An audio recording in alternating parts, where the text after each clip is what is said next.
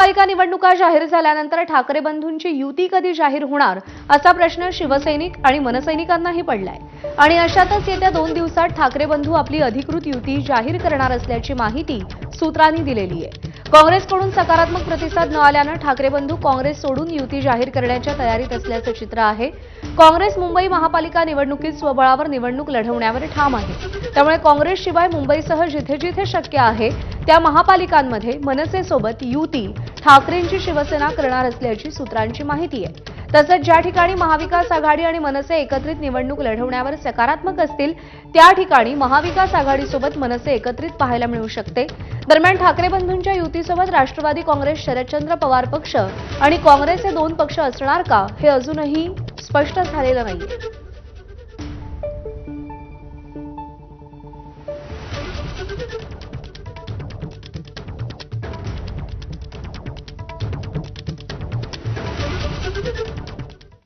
आणि यानंतर बातम्यांचा वेगवान आढावा घेऊया।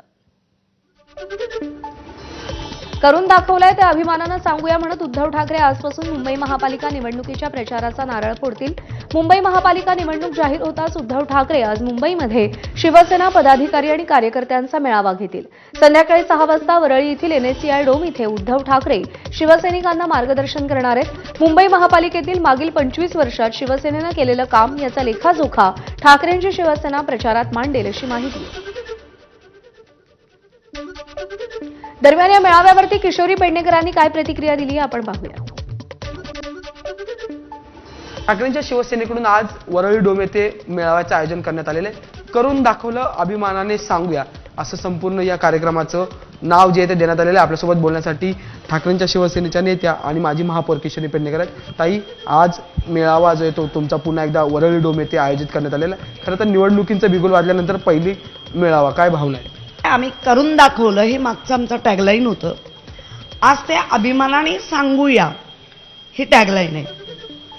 काय आहे तर 2022 ते आतापर्यंत सगळे नरेटिव्ह पसरवलं जात आहे।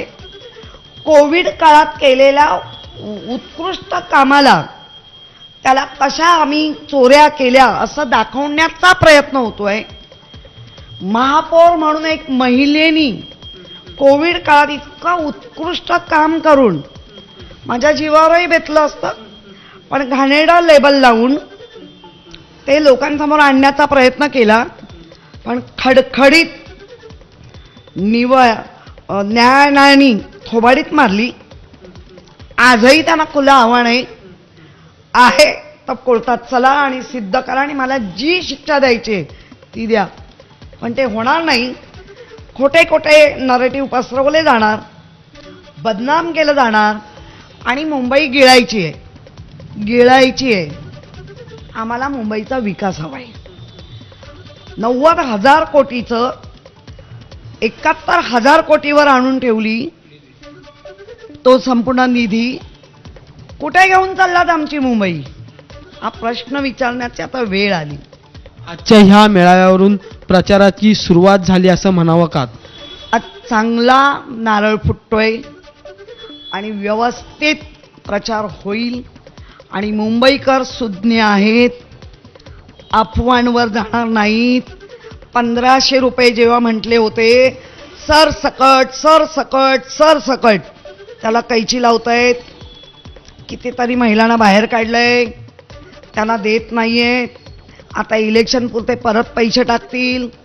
फसवू नका, मुंबईचा घास गिळू देऊ नका। तुम्ही मुंबईकर आहात, तुम्हाला घराचं स्वप्न बाळासाहेबांनी दिल्यानंतर, बाळासाहेबांच्या वेळेला नारळ फुटल्यानंतर अधिकाधिक चांगली घरं तुम्हाला मिळालेली आहेत। मिल कामगारांना उद्धवजींच्या काळातच घरं मिळाली आहेत मुख्यमंत्री असताना। त्यामुळे मुंबईकरांनी सावध व्हा, फसव्या घोषणांवर जाऊ नका। महापालिका निवडणुकांची घोषणा झाली असता नागपूर भाजपचे अनेक पदाधिकारी मात्र स्वबळाचा नारा देत आहेत। मित्रपक्षांना सोबत घ्यायला भाजपचे पदाधिकारी अजिबात तयार नाहीयेत. लोकसभा आणि विधानसभेच्या निवडणुकीमध्ये युती करणं योग्य आहे, मात्र महापालिकेची निवडणूक कार्यकर्त्यांची निवडणूक असल्यानं आता नागपूरमध्ये कोणतीही युती नको असं मत भाजपचे आमदार कृष्णा खोपडे यांनी व्यक्त केलंय. नागपुरात भाजपची स्थिती मजबूत असून भाजप स्वबळावरच लढेल अशी कार्यकर्त्यांची इच्छा असल्याचं खोपडे म्हणाले. विशेष म्हणजे एका बाजूला मुख्यमंत्री देवेंद्र फडणवीस आणि महसूल मंत्री चंद्रशेखर बावनकुळेंसारखे मातब्बर भाजपचे नेते राज्यात विविध ठिकाणी महायुतीचं समर्थन करत असताना त्यांच्याच नागपुरात भाजपचे आमदार महायुतीऐवजी एकला चलो रेचा झेंडा बुलंद करताना दिसतात. दरम्यान काही महापालिकांमध्ये युती तर काही महापालिकांमध्ये मैत्रीपूर्ण लढत होणार असल्याचं मुख्यमंत्री देवेंद्र फडणवीसांनी स्पष्ट केलं. पुणे महापालिकेमध्ये अजित पवारांची राष्ट्रवादी आणि भाजपत लढत होणार असल्याचं मुख्यमंत्री म्हणाले.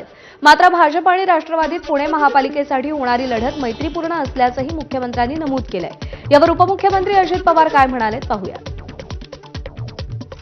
पुण्यामध्ये मला विचारालच म्हणून सांगतो, पुण्यामध्ये मात्र अजितदादांची आमची चर्चा झालेली आहे. आम्ही दोघेही इथले मोठे पक्ष आहोत. भाजपने 5 वर्ष चांगल्या पद्धतीनं पुण्याचा विकास केलेला आहे. त्यामुळे कदाचित पुण्यामध्ये राष्ट्रवादी काँग्रेस आणि भारतीय जनता पार्टी अमोरासमोर लढताना त्या ठिकाणी पाहायला मिळतील. पण असं असलं तरी ही मैत्रीपूर्ण लढत असेल, याच्यामध्ये कुठेही कटुता नसेल.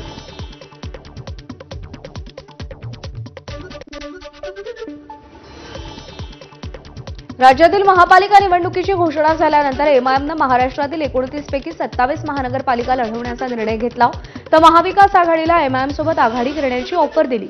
दरम्यान महाविकास आघाडीतील एका पक्षानं एमआयएमसोबत आघाडी करण्याची तयारी दर्शवल्याचा गौप्यस्फोट एमआयएमचे प्रदेशाध्यक्ष इम्तियाज जलील यांनी केला. ज्या ठिकाणी एमआयएमची 20 ते 30% मतं आहेत, ती मतं भाजप, अजित पवार, एकनाथ शिंदे यांना मिळणार नाहीत. ही मतं ठाकरेंच्या शिवसेनेला मिळतील असा दावा जलील यांनी केला. त्यांच्याशी बातचीत केली आहे कृष्णा केंडे यांनी.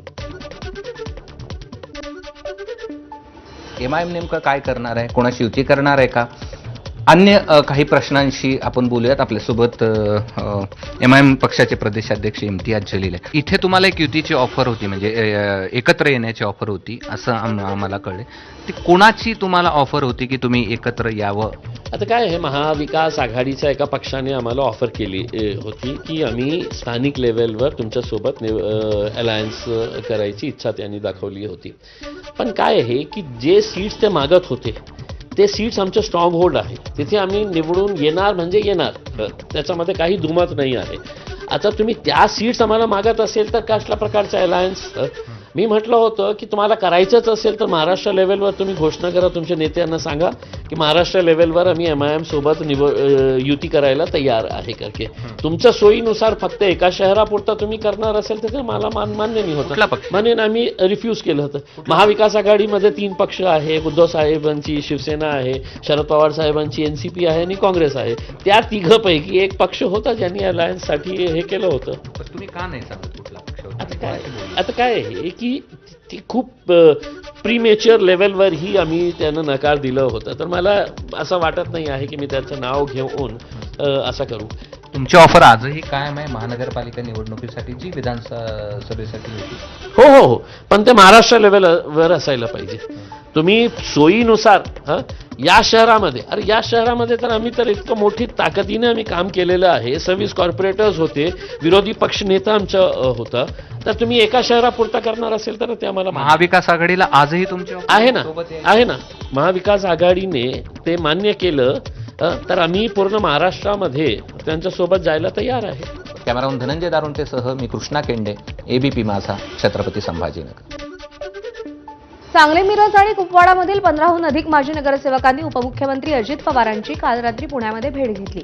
या भेटीमध्ये पक्षप्रवेशावर चर्चा झाली असून लवकरच मिरजेत अजित पवार यांच्या उपस्थितीत या नगरसेवकांचा पक्षप्रवेश देखील होणार आहे. अजित पवारांच्या भेटीला गेलेले सगळे माजी नगरसेवक भाजप, काँग्रेस आणि शरद पवारांच्या राष्ट्रवादीचे होते.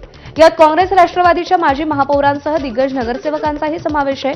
यामुळे मिरज शहरामध्ये खासदार विशाल पाटील, आमदार जयंत पाटील यांच्यासह भाजपलाही धक्का बसलाय.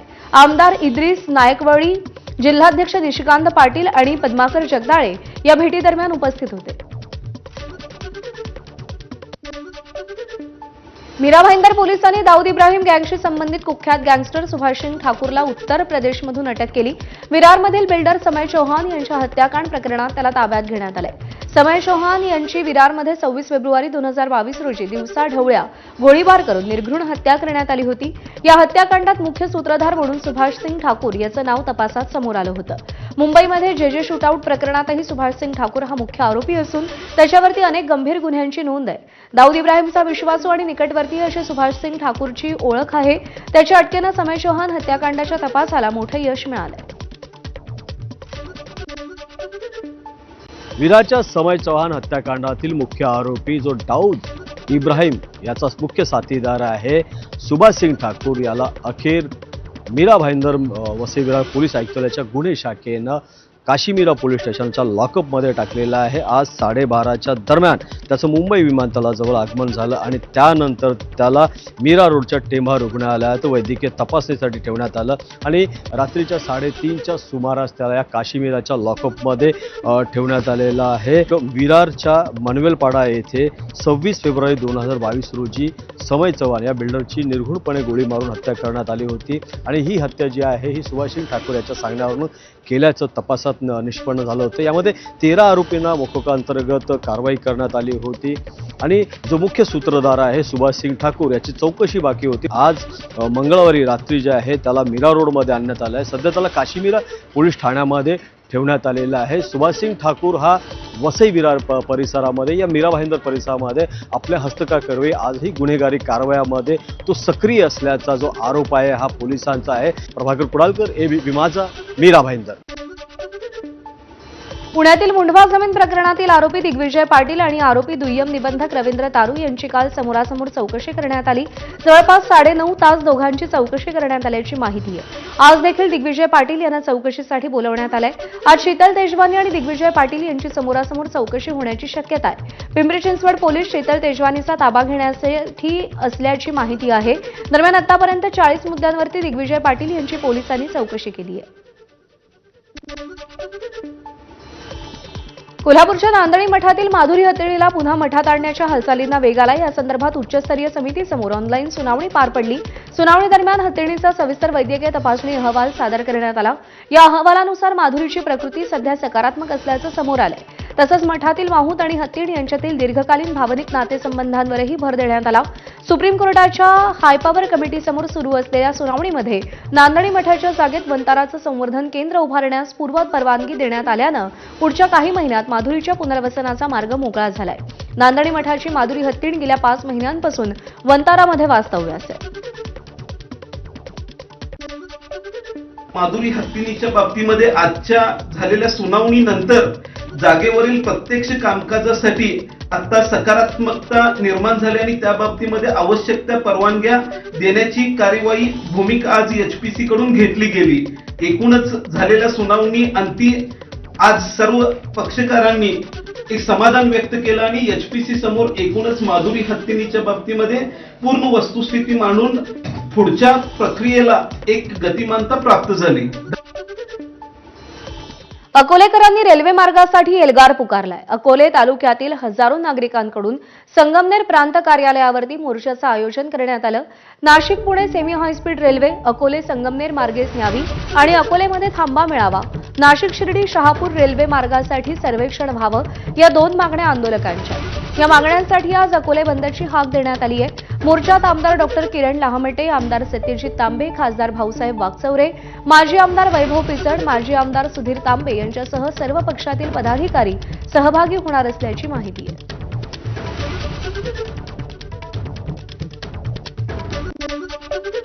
बीडच्या अंबेजोगाई लातूर राष्ट्रीय महामार्गावरती बीड लातूर जिल्ह्याच्या सीमेजवळ कारचा भीषण अपघात झाला. स्कॉर्पिओ गाडी आणि कारची समोरासमोर धडक झाली. यामध्ये 3 जण जागीच ठार झालेत तर 2 गंभीर जखमी. जखमींना लातूर इथल्या रुग्णालयात उपचारासाठी दाखल करण्यात आले. अमरावतीच्या भाजी बाजार परिसरात 50 वर्षीय व्यक्तीची हत्या करण्यात आली. 3 ते 4 जणांनी मिळून मृतक पवन वानखेडे याच्या छातीवर आणि गळ्यावर चाकूने वार केला. या घटनेमुळे भाजी बाजार परिसरामध्ये पोलिसांचा मोठा बंदोबस्त तैनात करण्यात आलाय. दरम्यान मृताच्या संतप्त नातेवाईकांनी तोडफोड केल्याची माहिती मिळतेय. हत्येचं कारण अद्याप अस्पष्ट असून पोलीस आरोपींचा शोध घेत आहेत. अहिल्यानगर जिल्ह्यातील विविध भागात बिबट्यांचा वावर पाहायला मिळतो. यामध्ये आता कोपरगाव तालुक्यातील पढेगाव शिवारात बिबट्याला जेरबंद करण्यात वनविभागाला यश आलंय. पढेगाव शिवारात आणखी बिबटे असण्याची शक्यता आहे. सगळ्याच बिबट्यांचा बंदोबस्त करण्याची नागरिकांची मागणी आहे. त्यामुळे बिबटे जेरबंद करण्यासाठी वनविभागाकडून मोहीम राबवली जाते. उत्तर पुणे जिल्ह्यात बिबट्याची दहशत कायम आहे. जुन्नर तालुक्यातील बल्लाळवाडी इथं एकनाथ डोंगरे या शेतकऱ्याच्या घराजवळ बिबट्यानं हल्ला करण्याचा प्रयत्न केला, मात्र कुत्र्यानं बिबट्याला पळवून लावलंय. बिबट्याच्या वाढत्या हल्ल्यांनी नागरिकांचं जगणं अवघड झालंय. त्यामुळे या बिबट्यांचा बंदोबस्त करण्याचं मोठं आव्हान वनविभागासमोर आहे. बिहारचे मुख्यमंत्री नितीश कुमार यांचा एक व्हिडिओ सोशल मीडियावर चांगलाच व्हायरल झालाय. बिहारचे मुख्यमंत्री नितीश कुमार एका बुरखाधारी मुलीच्या चेहऱ्यावरचा बुरखा स्वतःच्या हातानं खाली सरकवत असल्याचं दिसून येत आहे. पाटणा इथं आयुष डॉक्टरांना नियुक्तीपत्राचं वाटप करण्यात येत होतं. या कार्यक्रमात मुख्यमंत्री नितीश कुमार यांच्या व्हिडिओवरून आता नवीन राजकीय वादाला तोंड फुटलंय.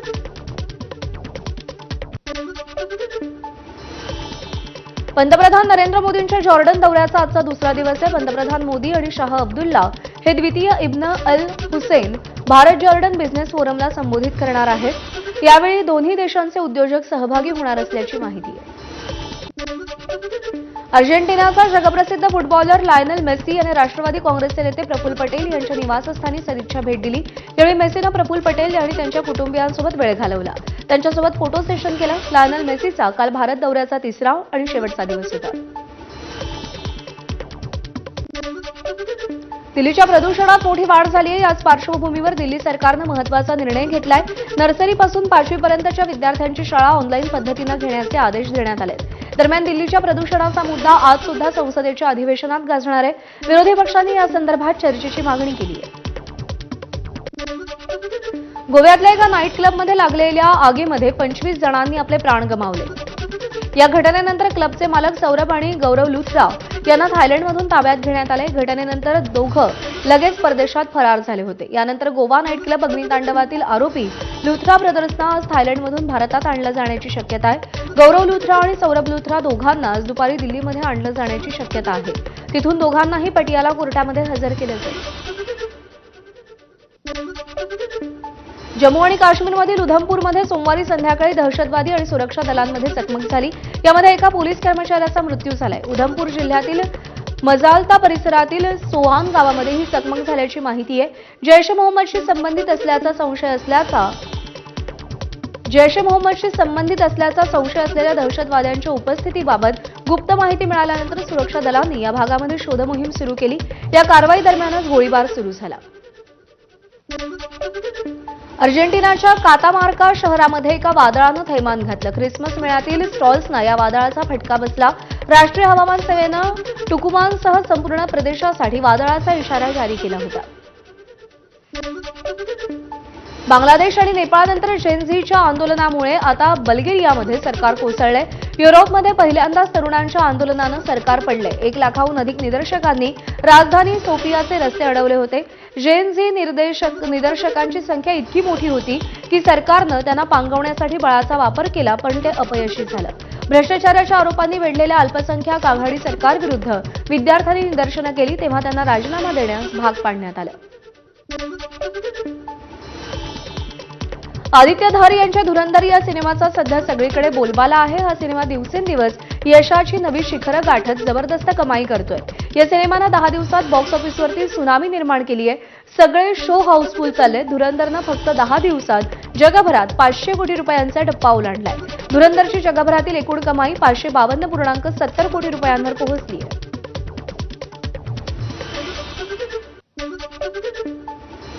या बातमीसह बुलेटिनमध्ये आता वेळ झाली आहे.